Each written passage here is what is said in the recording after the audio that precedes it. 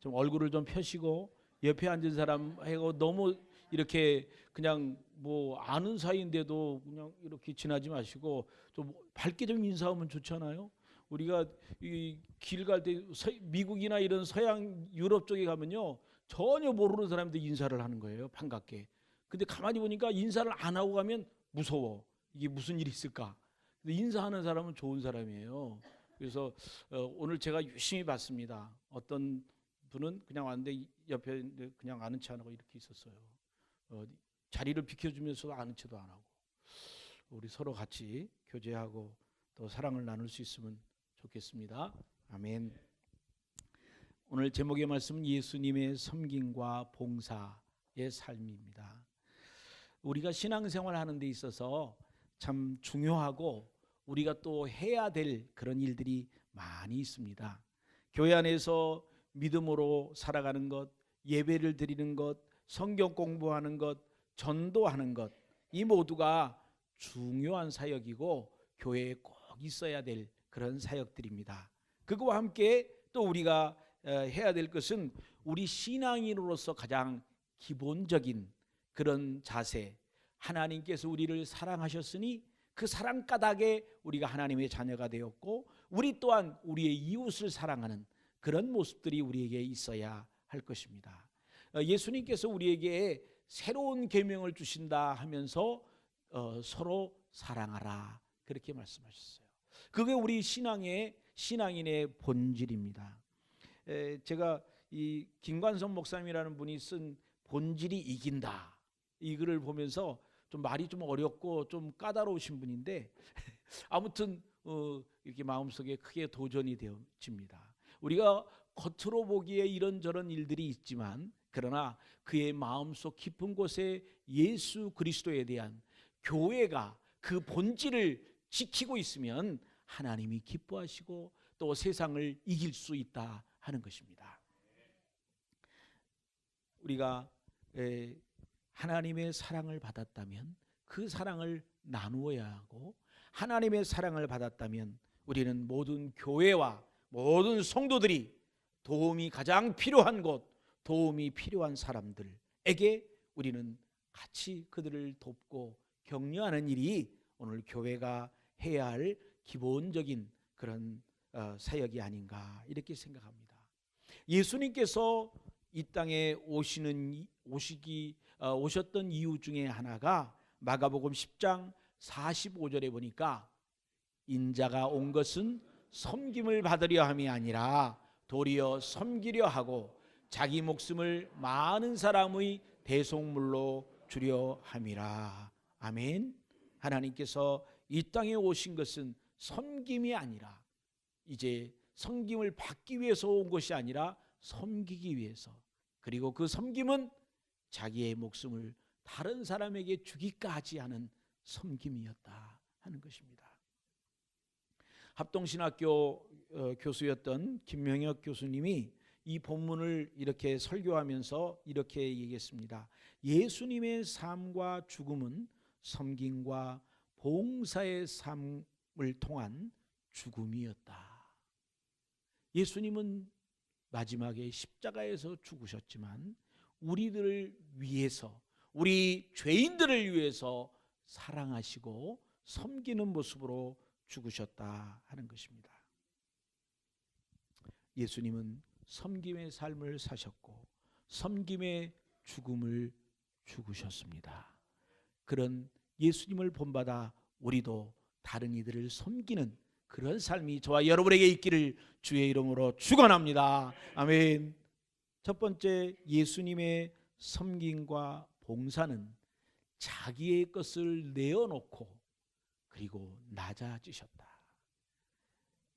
빌립보서 2장 6절로 8절에 보니까 그는 근본 하나님의 본체시나 하나님과 동등됨을 취할 것으로 여기지 아니하시고 오히려 자기를 비워 종의 형체를 가지사 사람들과 같이 되셨고 사람의 모양으로 나타내사 자기를 낮추시고 죽기까지 복종하셨으니 곧 십자가에 죽으심이라.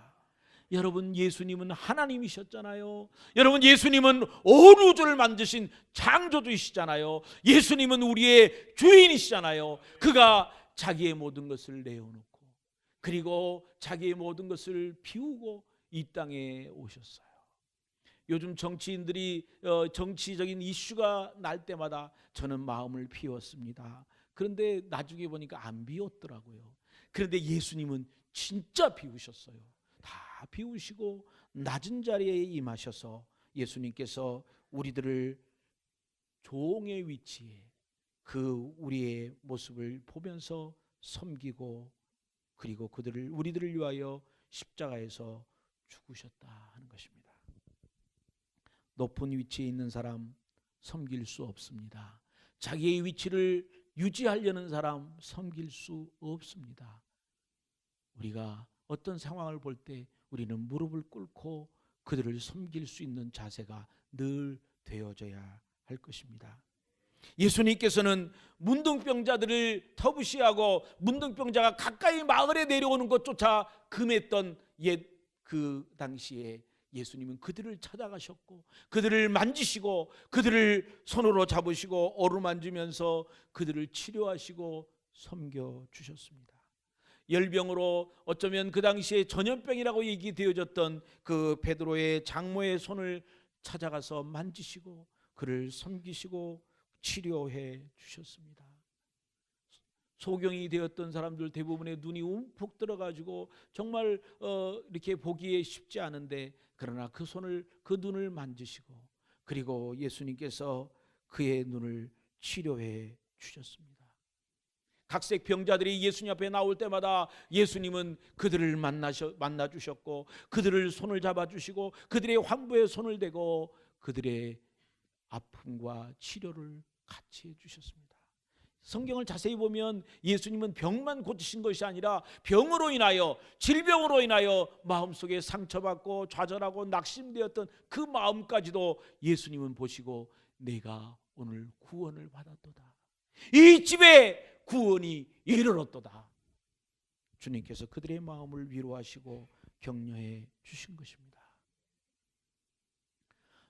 30년 전에 제가 안산에서 목회를 할 때 그때는 우리 교인이 그렇게 크지도 않고 한 6, 70명 모였을 때입니다.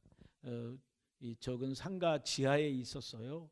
근데 그때 우리 여기 여러분들 잘 아시는 김성태 목사님, 그때는 전도사였어요. 근데 그때부터 제가 알았는데 김 전사님이 어머니가 무슨 일을 하신대요. 그래서 제가 들어보니까 이렇게 비닐하우스를 이렇게 해놓고 거기서 환자들을 돌보시는 그런 일을 하십니다. 지금도 하고 계시죠? 그래서 우리가 언제 한번 우리 거기를 가자. 우리 교인들하고 얘기해가지고 했더니 그냥 음식을 만들고 자기 집에 있는 옷가지를 다 가져오고 이래서 그냥 우리가 정말 풍성하게 해서 거기에 갔습니다. 그래서 대접을 하고 또 음식을 나누고 우리가 가져갔던 옷을 이거 입어보세요, 이거 입어보세요 하면서 그런 시간을 가졌는데 성도들이 오면서 얼마나 기뻐했는지 몰라요. 그 사진 찍은 걸 보면서 못 간 성도들이 너무 아쉬워하고 다음에는 또 꼭 가요. 저도 갈게요. 우리가 이거 하지 말고 한 번만 하지 말고 계속 후원합시다. 그래서 제가 태국 가기 전까지 계속 거기를 이제 재정적으로 후원을 했습니다. 구제하는 일로. 나누어 주는 그 기쁨은 이루 말할 수 없어요. 안 해보는 사람은 몰라요. 나누고 자기의 것을 나누고 조금 힘들고 아까운 것 같지만 그러나 나누고 보면 거기에 기쁨이 있고 보람이 있고 그리고 거기에 하나님의 영광이 나타나니까 또 그 일을 하는 우리가 기쁨이 있고 그러다 보니까 사도행전에 말씀한 대로 하나님께서 주의 백성을 매일 날마다 더 하시니라. 이렇게 하나님께 영광 돌리는 교회 성도들에게 하나님께서 하나님의 백성을 붙여주시는 거예요.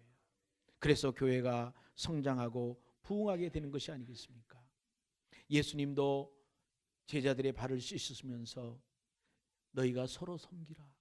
제자들은 뭔가 자기들이 서로 높아지길 원했고, 예수님이 정치적으로 어떤 위치에 가면 자기는 좌우편에 앉아서 정치를 휘둘려 보고, 그리고 뭔가 인기를 얻어보려고 그렇게 착각을 했지만, 그러나 주님께서 그들에게 네가 서로 섬기는 자가 되라. 내가 너희의 주와 또 이렇게 존경받는 그런 그 랍비와 같은 그런 분으로, 선생으로서 내가 너희를 섬겼으니 너희도 서로 섬기는 자가 되라. 잠언 22장 9절에 보니까 선한 눈을 가진 자는 복을 받으리니 이는 양식을 가난한 자에게 나누어 줌이라. 우리 옆에 사람 한번 보시죠. 눈이 선하신가?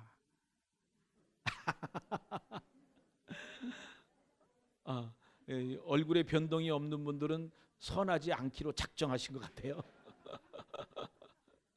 선한 사람은, 선한 눈을 가진 사람은 복을 받는다고 그랬어요. 어떤 사람입니까? 자기의 가진 양식을 나누어 주는 사람입니다. 그 당시에 이스라엘은 사실은 경제적으로 굉장히 가난하고 어려웠습니다. 우리나라로 말하면 그때는 완전 왕들이 먹는 음식을 여러분은 매일매일 잡수고 계신 겁니다. 그런 상황 속에서 주님께서 우리에게 나누어 줌에 대해서 말씀을 하셨어요. 우리가 지난번에 은혜 받으면서 지금도 읽고 계시는 책이 있는데, 그 김효석 선교사님이 쓴 책입니다. 그분은 독일에서 유학을 했고, 그래서 독일에서 유학을 하고 돌아와서 한국에서 교수로 일하려고 준비를 했습니다. 그런데 어떤 분이 계속 쫓아다니면서 묻더래요. 이 목사님은 이 유학을 왜 했어요? 목사님은 어떻게 왜 독일까지 가서 신학을 했어요? 그렇게 물어보더래요. 그래서 대답을 한참 하다 이 사람이 너무 자꾸 물어보니까 생각을 하게 되는 거예요. 그래, 내가 뭐 때문에 독일까지 가서 공부를 했지? 그러다가 마음에 찔림을 받아서 우리나라 나환자들이 있는 그곳에 봉사를 하고 사역을 하게 되고, 지금은 30년 거의 40년 동안 지금 중국에서 사역을 합니다. 중국에서는 10년 20년만 되면 추방을 하지만 그분은 추방하지 않아요. 왜냐하면 중국 정부가 할 수 없는 일을 그분이 하고 있기 때문에. 나환자들을 돌보는데 어느 날 이분이 그 유튜브에 설교한 내용을 보니까 이런 내용이 있었습니다. 그 사람들이, 그 나환자들이 시간이 지나면, 이 병이 진해지면 이 귀가 떨어져 나간대요. 이 말초 신경부터 없어지니까. 그 귀가 떨어져 나가면 소리가 잘 안 들린대요. 소리가 모아지지 않으니까. 입술이 이렇게 흩어지면서 문드러져 버린대요. 그러면 웃을래야 웃을 수가 없대요. 웃는 게 표시가 안 난대요. 우리가 보면 입술로 웃는데, 입술로. 눈과 입으로 웃는데. 그리고 조금 지나면 코가 문드러지고, 그리고 눈꺼풀이 떨어지고, 그리고 그 때문에 눈알이 빠지는 거예요. 그리고 눈 안에 그냥 고름이 껴가지고, 그러면 이 목사님이 천을 가져다가 그 눈 안 속에 고름, 그거를 이렇게, 이 사람은 손가락도 다 없어져 버렸기 때문에 이제 그 수건으로 이렇게 닦아주면, 오늘 선생님, 제가 오늘 사랑이 무엇인 줄을 알게 됐습니다. 그렇게 고백을 한답니다.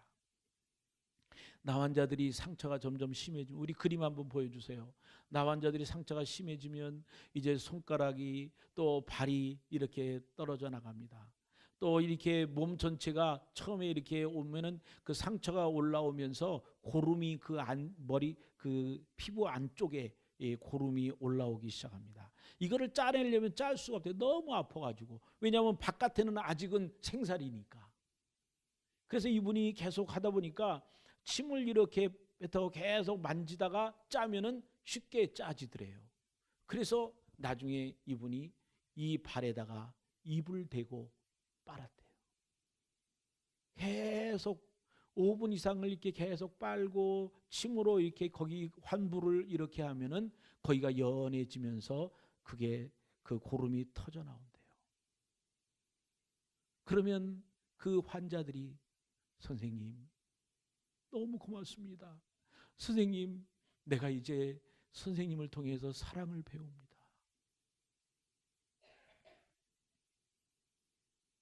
이분은 그것을 설명을 너무 쉽게 해가지고 제가 그 말을 듣다가 정말 쉽게 하는 것을 보고 정말 나도 그렇게 할 수 있을까?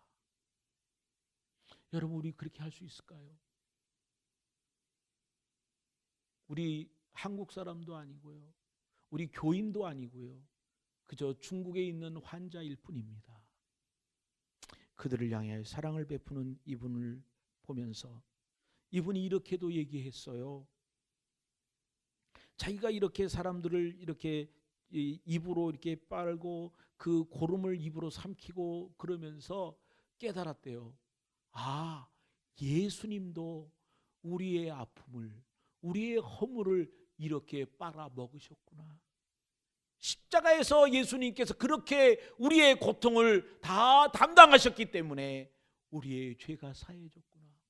그래, 우리도 우리의 이웃들의 아픔을, 우리 이웃들의 허물을, 우리 이웃들의 연약함을 내가 빨아서 먹어버려야 되겠다.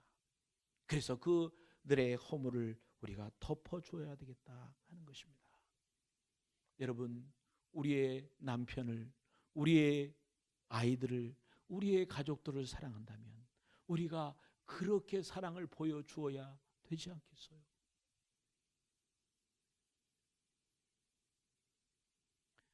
우리가 비록 이 목사님처럼은 못해도 조금 흉내라도 낼 수 있어야 되지 않을까요? 그러면 우리는 다음 주 9월 19일 날 하나님께서 조금이라도 흉내를 내었더니 하나님이 이렇게 기뻐하시는구나, 이렇게 사람들이 감동을 먹는구나, 그렇게 확인하게 될 줄을 믿습니다. 섬김과 봉사의 삶을 살기 위해서는 우리는 낮아져야 됩니다. 높은 위치에 있는 사람, 높은 자리에 있는 사람, 그는 섬김과 사랑의 봉사의 삶을 살 수가 없습니다. 자기의 고집과 자기의 지식이 최고인 줄 아는 사람, 섬김과 봉사의 삶을 살 수가 없습니다. 비록 인간들이 하나님의 뜻을 이해하지도 못하고 계속 딴소리만 하고 3년 6개월을 양육을 했지만 제자들도 계속 딴소리를 하잖아요. 그럼에도 불구하고 예수님은 그들을 위해서 희생하시고 섬기시고 그들의 발을 씻으셨습니다. 사도 바울은 고린도후서 12장 15절에 내가 너희 영혼을 위하여 크게 기뻐함으로 재물을 사용하고 또 내 자신까지도 내어주리니 너희가 더욱 사랑할수록 나는 덜 사랑을 받겠느냐. 여러분, 사도 바울은 어떠했습니까? 우리 온 성도들을 너무 사랑해가지고 크게 기뻐함으로 내 재물을 사용하고 내 자신까지 내어주었다. 우리가 가진 것을 그의 연약함을 위해서, 우리의 가진 것을 그가 하나님을 향하여 관심을 갖도록 우리가 격려하고 섬기는 일, 그 일을 통하여 그들이 그리스도 앞에 돌아오는 놀라운 기회가 될 것입니다. 사도 바울은 남자이면서도 경험해 본 적이 없으면서도 자기가 한 사람을 그리스도 앞으로 인도하는 그것을 가장 아파하고 힘들어하고 그것을 위하여 최선을 다했기 때문에 사도 바울은 말하기를 나는 저 사람을 위하여, 한 사람을 그리스도 앞으로 인도하기를 위하여 해산의 고통을 맞이 아니한다. 해산의 고통, 여인들이 가장 고통스러웠던 해산의 고통을 사도 바울은 복음을 위하여 하고 있다고 고백을 했습니다. 우리도 다른 사람들을 위하여, 우리도 우리의 가정에 우리 식구들, 아직도 하나님을 알지 못하는 그들을 향하여, 우리의 이웃들을 향하여, 우리의 제자들을 향하여, 우리의 구역 식구들을 향하여 그렇게 섬기는 삶을 살아갈 수 있기를 주의 이름으로 축원합니다. 그런 사람, 그렇게 살아가는 사람, 예수님처럼 섬김과 봉사의 삶을 사는 사람입니다. 두 번째로 예수님의 섬김과 봉사는 종의 자세로 섬김을 보여주셨습니다. 빌립보서 2장 6절로 8절을 다시 한번 보실까요? 그는 근본 하나님의 본체시나 하나님과 동등됨을 취할 것으로 여기지 아니하시고 오히려 자기를 비워 종의 형체를 가지사 사람들과 같이 되셨고 사람의 모양으로 나타나사 자기를 낮추시고 죽기까지 복종하셨으니 곧 십자가에 죽으심이라. 종의 형체를 가지시고 자기를 비워 이 땅에 오셨다.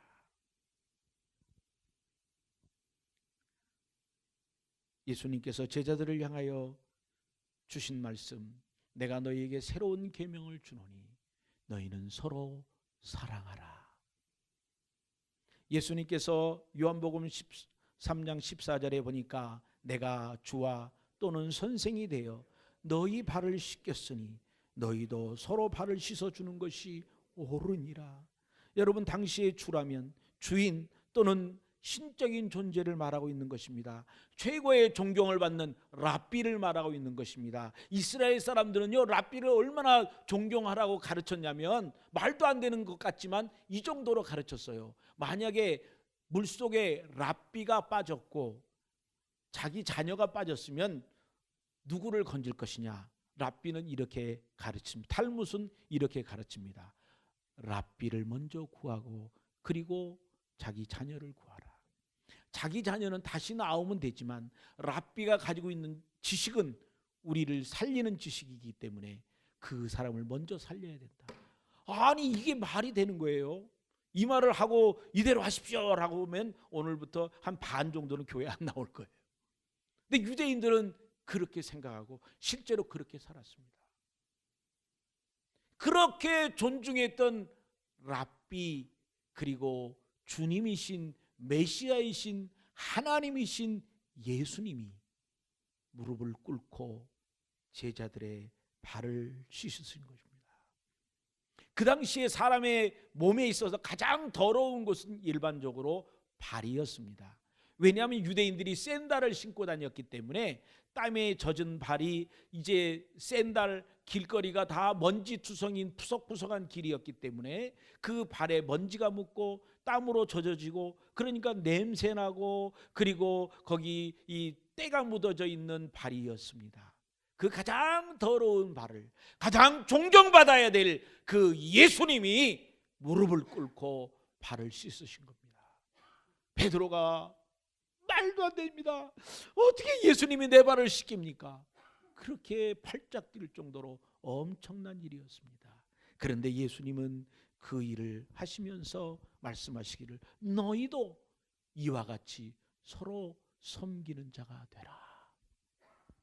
우리가 서로 이웃들을 향하여 가장 힘들고 어려운 일, 우리 이웃들 중에 가장 더러운 일, 더러운 부분이 있다면 우리가 그곳에 가서 그곳을 섬기는 그런 모습이 저와 여러분에게 있어야 될 줄을 믿습니다.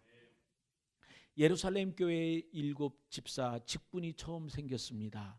사도, 선지자 이런 모든 직분들은 하나님께로부터 받았던 직분이었지만 이제 집사라는 제도가 이 주변의 환경에 의해서 상황에 의해서 집사라는 제도가 생겼습니다. 사실은 그 당시에 집사님의 역할들은 이제 섬기는 일이었습니다. 봉사하는 일이었습니다. 사도행전 6장 3절에 보니까 형제들아 너희 가운데 성령과 지혜가 충만하여 칭찬 듣는 사람 7을 택하라. 우리가 이 일을 그들에게 맡기고 여기에 이 일이라는 것은 무엇입니까?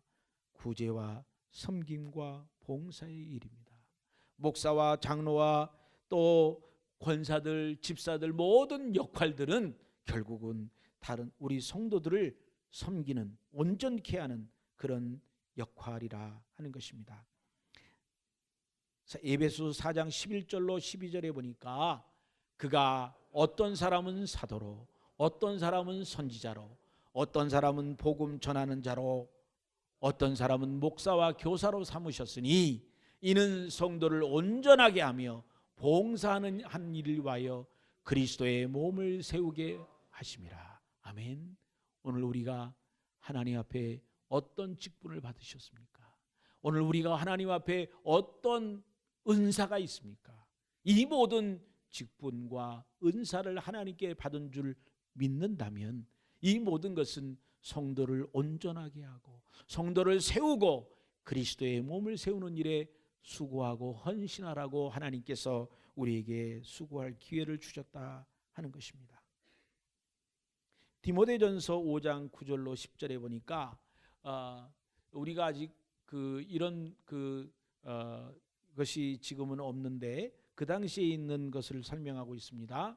과부로 명부에 올릴 자는 나이가 60이 덜 되지 아니하고 한 남편의 아내였던 자로서 선한 행실의 증거가 있어 혹은 자녀를 양육하며 혹은 나그네를 대접하며 혹은 성도들의 발을 씻으며 혹은 환난 당한 자들을 구제하며 혹은 선한 일을 행한 자라야 할 것이라.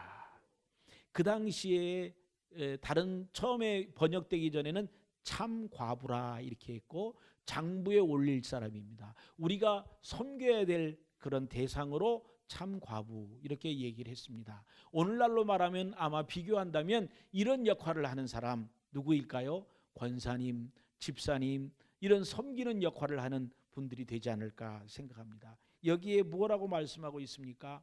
우리가 선한 행실이 있어서 자녀를 양육하고 나그네를 대접하고 성도들의 발을 씻으며 그 당시에 환자들의 모습을 설명하고 있는 것이라고 생각합니다. 성도들의 발을 씻으며 환난 당한 자를 구제하며 혹은 모든 선한 일을 행한 자라야 과부의 명부에 올라갈 것이다. 그러니까 많은 선을 행했던 그런 사람들 오늘 우리 권사님들이 하고 계시는 일이고 오늘 집사님들이 하고 계시는 일 아니겠어요? 이런 사람들은 나중에 나이가 많이 먹으셔서 있을 때 우리가 존경을 받아야 된다. 그런 의미의 말씀입니다. 사도 바울은 원래 교만과 분노와 증오가 극치에 달려 있을 때에 하나님께서 예수님을 통하여 그를 만나게 하시고 그가 새롭게 변화가 되었습니다. 그의 삶이 하나님 앞에서 놀라웠게 변화가 되었습니다. 그가 하나님께서 그를 통하여 이루려는 놀라운 역사들이 있었기 때문에 그의 삶은 바꾸어졌는데 로마서를 기록할 때 사도 바울은 스스로 소개하기를 예수 그리스도의 종 바울은 빌립보에 자기를 소개하기를 그리스도 예수의 종 바울 그는 종으로 그가 가지고 있었던 지식 최고의 지식이었는데 이 모든 것들을 배설물로 여기면서 이제 주님 앞에 나아갔던 것을 보게 됩니다.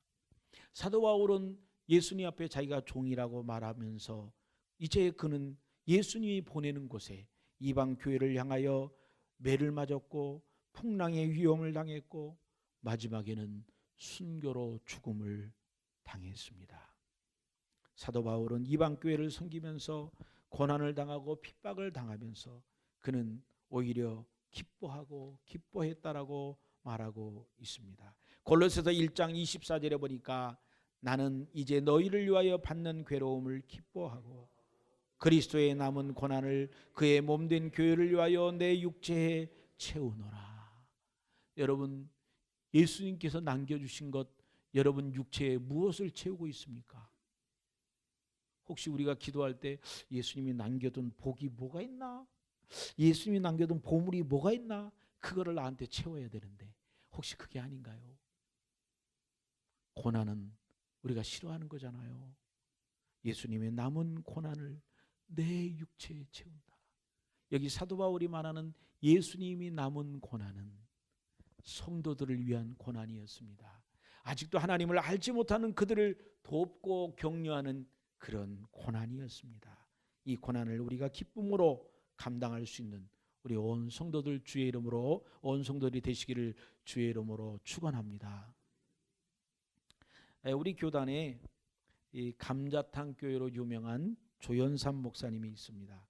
우리 원로 목사님이 이 책을 이렇게 해가지고 서재에 놔뒀기 때문에 제가 이번 주간에 이 책을 보았습니다.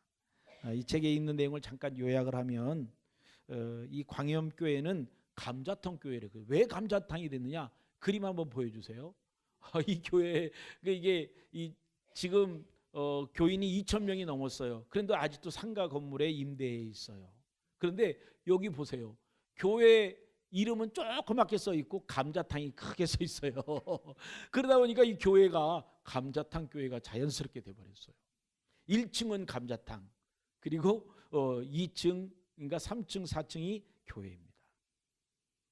여러분 9.18 사태가 일어났을 때 정말 우리가 충격받았습니다. 많은 사람들이 죽음을 당했잖아요. 근데 더 충격받았던 것은 이 미국 사람들이 그 위기 앞에서도 다른 사람을 배려하는 그런 모습이었습니다. 그래서 소방관들은 그 물 호수를 울러매고 걸어서 이제 계단을 걸어서 올라갔습니다. 소방관들이 잘 올라오도록 그들은 그 지금 불을 피해서 내려오면서도 한 줄로 내려왔어요.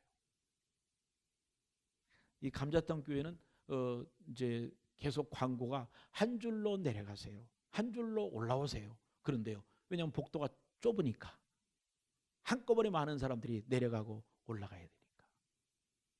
이런 불편을 무릅쓰고 이분은 이제 그 하나님의 그 사랑을 전하기를 힘쓰고 있습니다.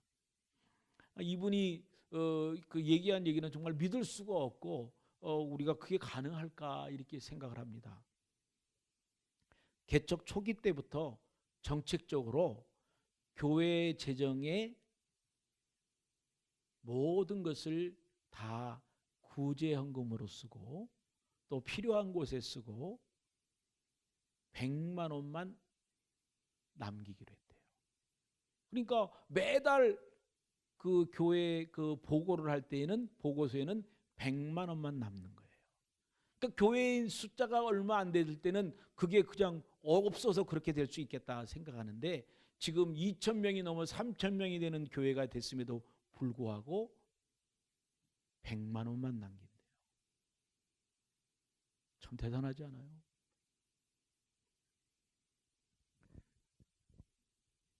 교회 그 매번 절기 헌금, 부활절, 맥추절, 추수감사절, 성탄절 헌금은 구제비로 쓴대요. 성탄절 때에는 그 헌금을 이런 주변에 있는 가난한 사람, 집 없는 사람, 집이 없어서 어려운 사람들, 또 학생들 중에 이렇게 공부를 해야 되는데 하숙비가 없는 사람들, 그런 사람들을 위해서 성탄헌금을 가지고 건물을 하나씩, 전세를 하나씩 얻어가지고 거기에 그들이 사용할 수 있도록 그렇게 한다는 거예요. 이 책이 쓸 때가 2002년도인데 그때 벌써 11번째의 그 건물을 임대를 해가지고 이렇게 가난한 사람들에게 또 학생들에게 또 외국인 노무자들에게 이렇게 기숙사로 제공을 하고 있다고 합니다. 우리 교회도 뭐 한 절기연금 중에 하나 정도만이라도 할 수 있으면 어떨까 그런 생각도 해봅니다. 쉬운 일이 아니죠. 그는 구제연금과 성교연금을 예산의 30%를 이렇게 구제연금, 성교연금, 장학금으로 이렇게 사용하고 있다고 말합니다. 그런데 그 재정을 쓰기 위해서 세 가지 기본 조건이 있답니다. 첫째는 이 재정이 쓰여지는데 하나님께 영광이 되는가, 이거를 먼저 확인하고, 두 번째는 이 재정이 쓰여지는데 헌금을 드린 성도들에게 보람이 되겠는가 라는 것을 확인하고, 세 번째는 이 헌금이 쓰여지는 곳에 이웃들에게 기쁨이 되겠는가. 이 세 가지를 늘 이렇게 잣대로 맞춰보고 그리고 재정을 지출한다 하는 것입니다.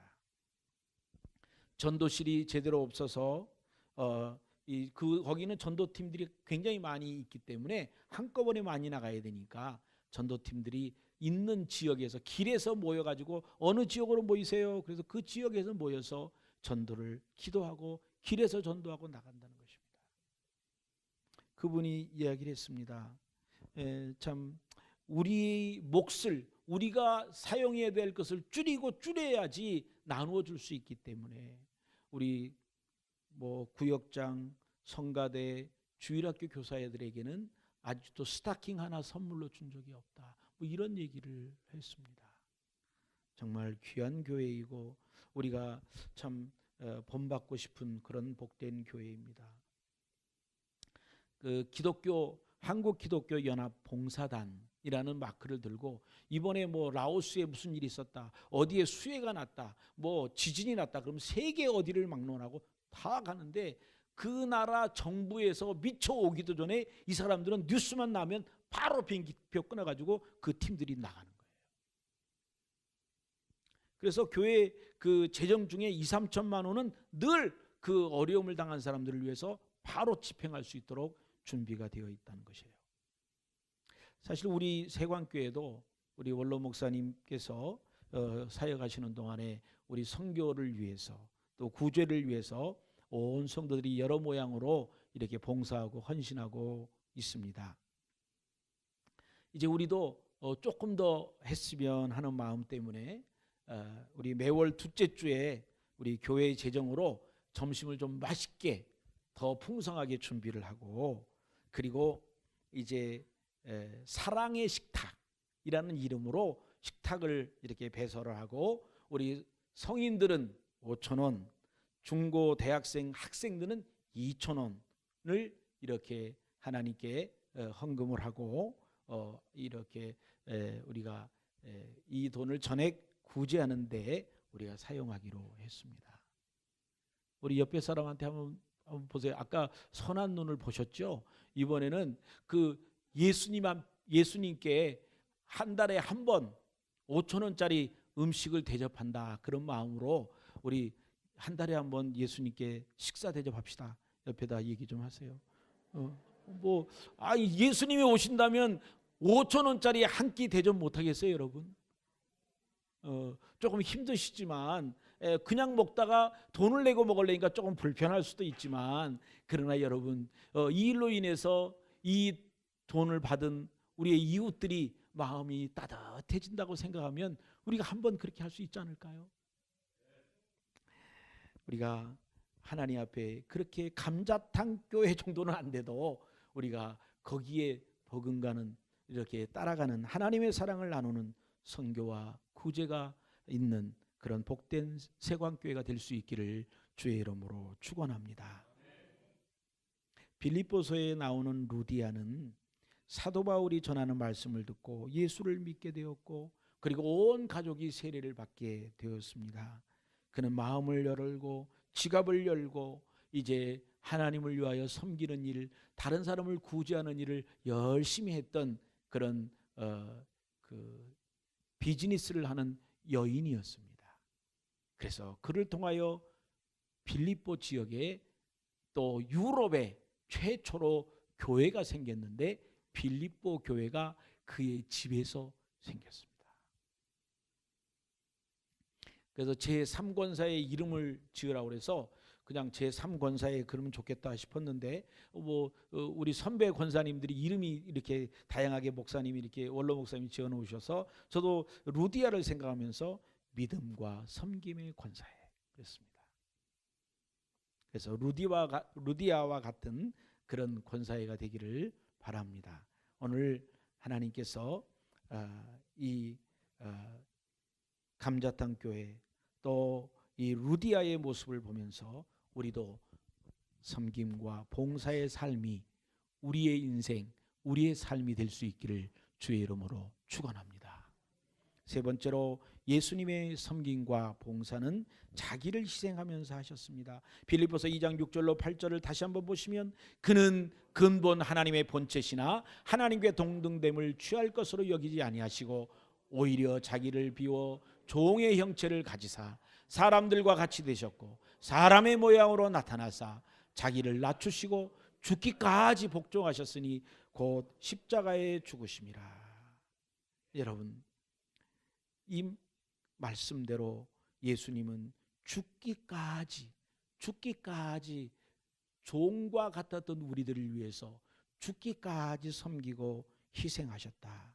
빌립보서 2장 17절로 18절에 보니까 만일 너희의 믿음의 제물과 섬김이 외에 내가 나를 전제로 드릴지라도 나는 기뻐하고 너희 무리와 함께 기뻐하리니 이와 같이 너희도 기뻐하고 나와 함께 기뻐하자. 여러분, 전제는 뭡니까? 예물을 다 드리고 난 다음에 그 위에 포도주를 뿌려가지고 향기로운 제물이 되게 하는 것입니다.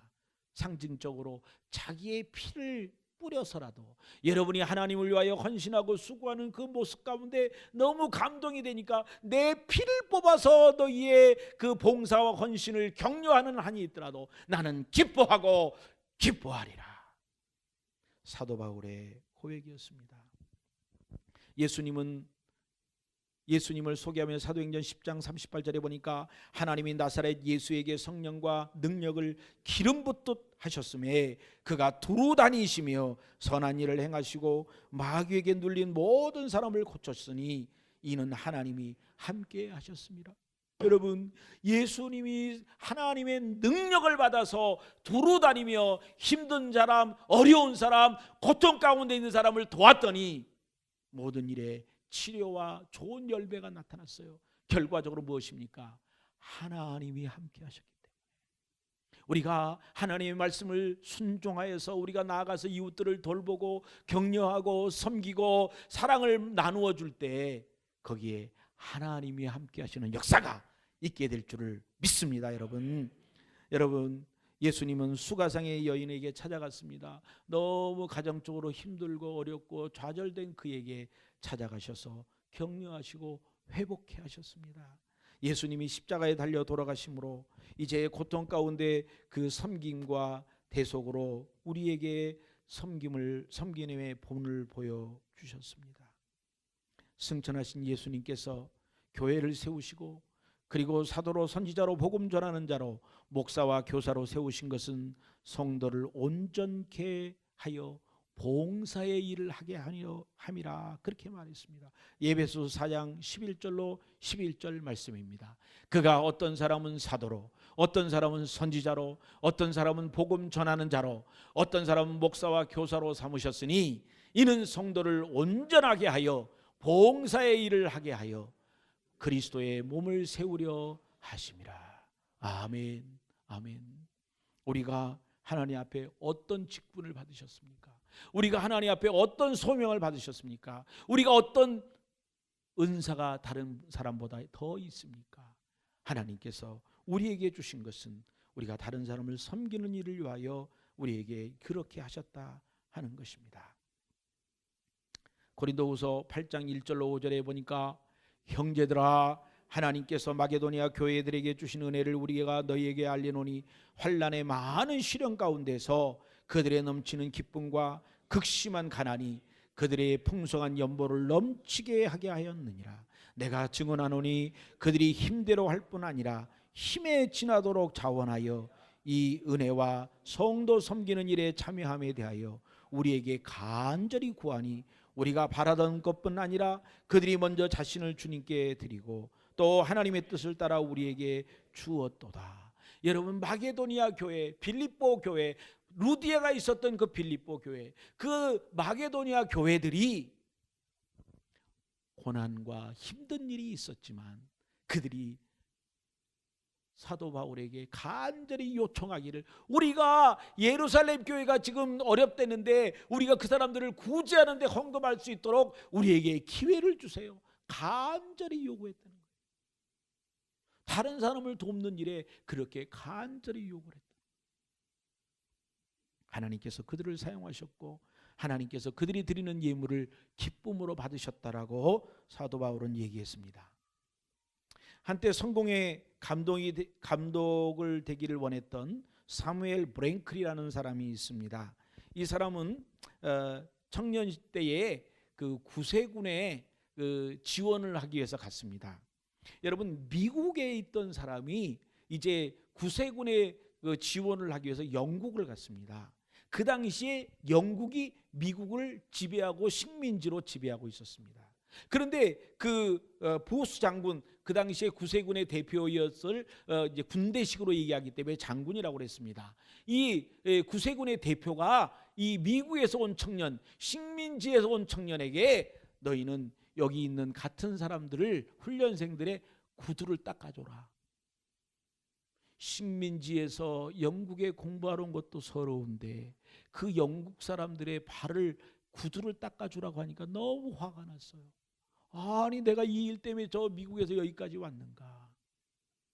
그런데 어느 날 밤에 잠을 자다가 꿈을 꾸었는데 환상 중에 예수님께서 허리를 숙이고 그리고 그 무식한 제자들의 더러운 발을 씻기고 있는 것을 그가 꿈속에서 보았습니다. 그리고 그는 고백했습니다. 예수님이 그 무식한 제자들의 발을 씻었는데 나도 이제 그 우리의 동료들의 구두를 제가 닦겠습니다. 인도 콜카타에 가면 테레사 수녀가 일했던 곳이 있습니다. 저희 태국 대학생들이 매년 콜카타에 이렇게 단기 선교를 갑니다. 얼마나 가난하고 열악한 곳인지 모릅니다. 테레사 수녀가 일할 때는요, 이 매일 아침마다 차가 다녔어요. 차가 큰 대형 그 쓰레기 치우는 차가 다녔는데 그 차는 아침에 갈 때는 무엇이냐면 쓰레기가 아니라 죽은 사람들을 수거하는 차였어요. 그만큼 길에 서 있다가 환자로 있다 죽어가는 사람이 많이 있었습니다. 테레사 수녀가 그들을 데려다가 무엇을 했느냐? 편안하게 죽을 수 있도록, 좋은 편안한 상황에서 죽음을 맞이할 수 있도록 돕는 일을 테레사 수녀가 했습니다. 늘 그것을 하다가 허리가 구부러져 버린 그 나이 많은 테레사 수녀에게 사람들이 물어봤다고 합니다. 수녀님, 당신은 당신보다 더 잘 살거나 높은 지위에 사는 사람이 편안하게 사는 것이 부럽지 않습니까? 당신은 이렇게 사는 것이 만족스럽습니까? 그렇게 물어보았다고 합니다. 그랬더니 테레사 수녀가 허리 굽히고 섬기는 사람에게는 위를 쳐다볼 시간이 없답니다. 콜롬비아 신학교 스티븐 올포드라는 박사님이 이렇게 이제 수업 시간에 학생들이 선생님에게 물어봤습니다.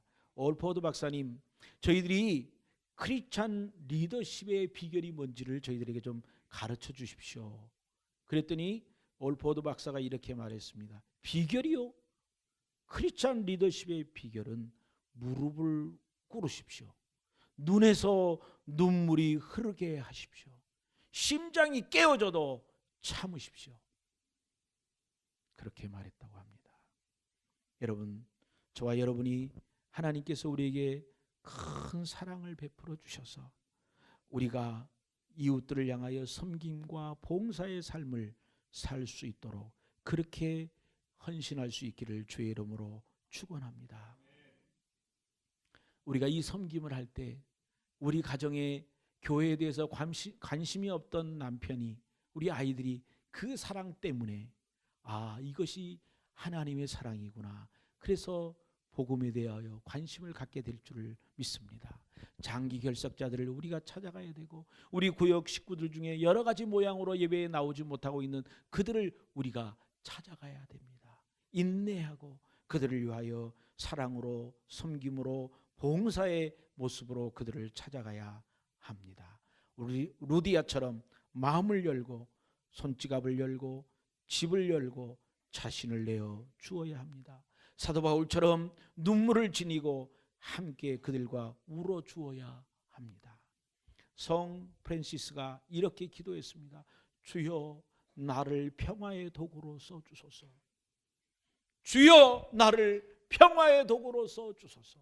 우리는 이렇게 기도할 수 있을 것입니다. 주여 나를 섬김의 도구로 사용하여 주옵소서. 주여 나를 봉사의 도구로 사용하여 주옵소서. 이런 고백이 저와 여러분에게 있기를 주의 이름으로 축원합니다. 함께 일어나셔서 우리 함께 찬양하겠습니다. 620장입니다.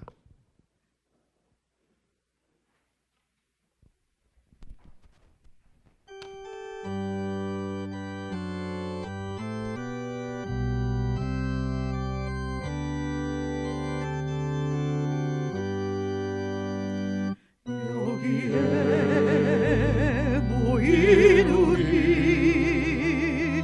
주의 은총 받은 자여라. 아멘. 주께서 이 자리에 함께 계심을 아노라. 언제나 주님만을 찬양하며 따라가리니 시험을 당할 때도 함께 계심을 믿노라. 이 믿음도 굳세라. 주가 지켜주신다. 어둠 밤에도 주의 밝은 빛 인도하여 주신다. 주님이 뜻하시니 헤아리기 어렵더라도 언제나 주 뜻안에 내가 있음을 아노라. 사랑과 말씀들이 나를 더욱 새롭게 하니 때로는 넘어져도 채우신 이를 믿노라. 이 믿음도 굳세라. 주가 지켜주신다. 어둠 밤에도 주의 밝은 빛 인도하여 주신다. 여기에 모인 우리 사랑받는 주의 자녀라. 주께서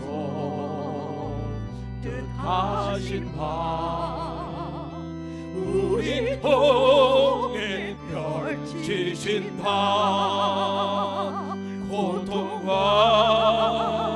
슬픔 중에 더욱 주님 의지하오리.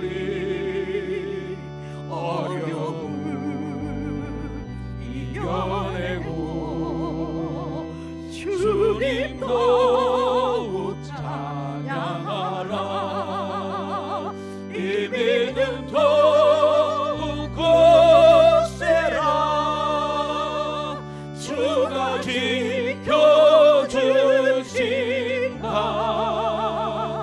어둠 밤에도 주의 밝은 빛 인도하여 주신다.